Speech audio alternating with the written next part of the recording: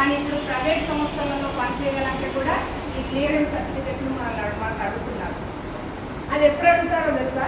మనము దేనికైనా ఒక పోస్ట్కి అప్లికేషన్ పెట్టుకొని ఎగ్జామ్ రాసి దాన్ని పాస్ అయిన తర్వాత ఇంటర్వ్యూకి వెళ్ళి అన్నీ అయిపోయిన తర్వాత మనం సెలెక్ట్ అయిపోయిన తర్వాత తిరిగి మనం జాబ్లో జాయిన్ అయ్యేటప్పుడు మనకు 10 days 1 week గ్యాప్ ఇచ్చి మనకి ఎంక్వైరీ అనేది జరిపించడం అనేది జరుగుతుంది. ఈ ఎంక్వైరీ ఇప్పటికీ కూడా మనం ఎక్కడ మైనస్లో ఉన్నాం?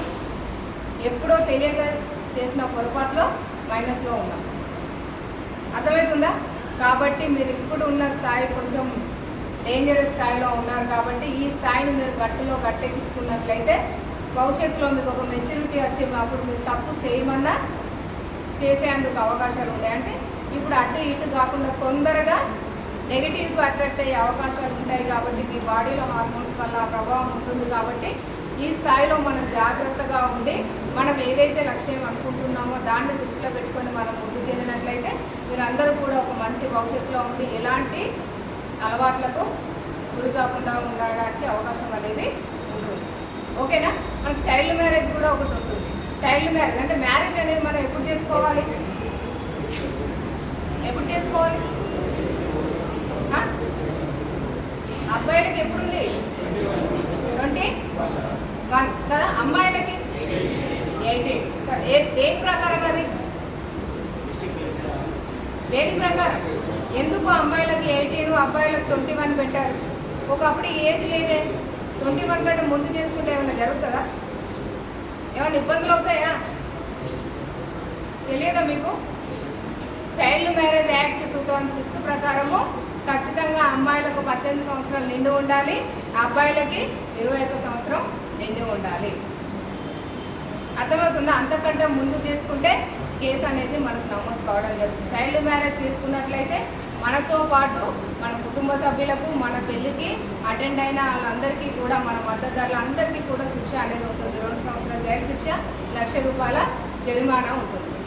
దీంతోపాటు తెల్లవారి మన హిందూ సాంప్రదాయ ప్రకారం తెల్లవారి ఏదైతే కార్యక్రమాలు జరగాలనుకున్నప్పుడు ఆ అమ్మాయిని టచ్ చేస్తున్నామో అప్పుడు పోక్సో కూడా బుక్ అవుతుంది. మైనర్ అమ్మాయిని టచ్ చేస్తున్నాం అంటే ఒక్క దాంతో 2 కేసులు మన మీద నమోదు కావడం జరుగుతుంది. కాబట్టి ఖచ్చితంగా మీ ఏజ్ను మీరు గుర్తుపెట్టుకోండి.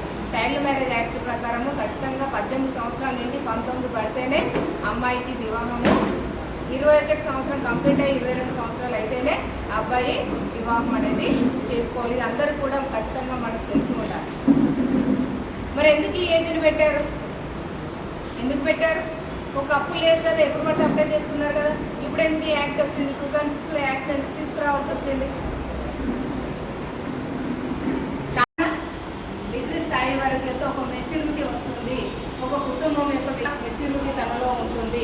ఒక కుటుంబము భార్యకి ఇచ్చే విలువ, కుటుంబానికి ఇచ్చే విలువ, తర్వాత పెళ్ళైన తర్వాత పిల్లలు పుట్టే వాళ్ళని భరించి కష్టాలు సుఖాలు అన్నీ ఎదుర్కొని తీసుకురావడం జరుగుతుంది. అదే చిన్న పిల్లల్లో పెళ్లి చేస్తే సరి అయిన మెచ్యూరిటీ లేక, సరి అయిన అవగాహన లేక, చిన్న చిన్న విషయాల మనస్పర్ధలు ఏర్పడి వాళ్ళిద్దరే విడిపోవడం కాకుండా ఇటు ఉన్న కుటుంబాలను కూడా సపోర్ట్ చేయడం ఇవన్నీ కూడా జరుగుతున్నాయి. కాబట్టి వాటిని అన్నింటినీ దృష్టిలో పెట్టుకొని గవర్నమెంట్ మనకి ఏం చేసిందంటే 2006లో ఈ యాక్ట్ను తీసుకురావడం జరిగింది. కాబట్టి చాలా జాగ్రత్తగా ఉండండి. ముందుగా మీకు ఒక నెంబర్ చెప్తాను, 1098 1098 ఈ హెల్ప్ లైన్ నెంబర్ మీకు తెలియదా? చైల్డ్ హెల్ప్ లైన్ నెంబర్ తెలుసు కదా, మీ టెక్స్ట్ బుక్స్ వెనకాల ఉంటుంది నెంబర్, అవునా? ఆ నెంబర్కి కానీ ఫోన్ చేయొచ్చు. ఒకవేళ మన గ్రామంలో అయితే గ్రామ సర్పంచ్ గారికి అయినా చెప్పొచ్చు, లేకుంటే 100కి అయినా కాల్ చేయొచ్చు, లేకుంటే మన గ్రామంలో ఉన్న అంగన్వాడీ వర్కర్స్కి అయినా చెప్పొచ్చు, ప్రజాప్రతినిధులకైనా చెప్పొచ్చు. ఎవరికి చెప్పినా ఇబ్బంది ఏమీ లేదు. మీరు ఏ హెల్ప్ లైన్ నెంబర్కి ఫోన్ చేసినా మీ పేరు కానీ మీ ఫోన్ నెంబర్ కానీ బయటపడదు. అర్థమవుతుందా? కాబట్టి మనం చాలా ధైర్యంగా చెప్పవచ్చు.